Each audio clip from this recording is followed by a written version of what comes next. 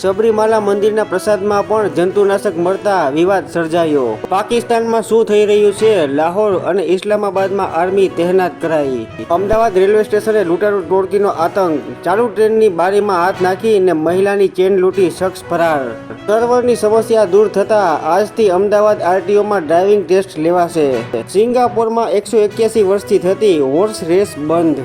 ભારત સરકારે બળાત્કારના આરોપી Jani માસ્ટરનો national award પાછો લઈ લીધો। ભારત એક જ છે, ભારતની પ્રાદેશિક અખંડતાને કેનેડાએ સમર્થન આપ્યું। ઉજ્જવળ ભવિષ્ય માટે વૈશ્વિક શાંતિ આવશ્યક છે, વડાપ્રધાન નરેન્દ્ર મોદી। અજય દેવગનની ફિલ્મની પ્રતીક્ષાનો અંત આવ્યો।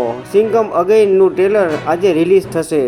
માલદીવના પ્રમુખ મુઇઝ્ઝુ ભારતની 5 દિવસની સત્તાવાર મુલાકાતે નવી દિલ્હી પહોંચ્યા। ભાજપ ગોવામાં સાંપ્રદાયિક ટેન્શન વધારી રહ્યું છે, તેનો સામનો કરાશે રાહુલ ગાંધી। જમ્મુ કાશ્મીરમાં 50 સરકારી કર્મચારીઓના ઇજાફા પર રોક લગાવાઈ। અમેરિકામાં ભારતીય ડોક્ટરોની બોલબાલા, છતાં પણ ગ્રીન કાર્ડ આપવામાં ઠાગા થયા। છત્તીસગઢ અથડામણમાં ઠાર મરાયેલા 31 નક્સલીઓમાંથી 22 ઓળખાયા। હરિયાણામાં કોંગ્રેસને બહુમતી મળે તો કુમારી શૈલજા સીએમ બની શકે। અમદાવાદમાં પીએમ આવાસ યોજનાના 1500 થી વધુ મકાનોની કામગીરી પૂર્ણ કર્યા વિના જ લોકાર્પણ કરાયું। અમેરિકામાં હેલેન વાવાઝોડામાં મૃત્યુઆંક વધીને 227 થયો। લાહોરમાં ઇમરાન ખાનની પાર્ટીના 30 થી વધુ સમર્થકોની ધરપકડ।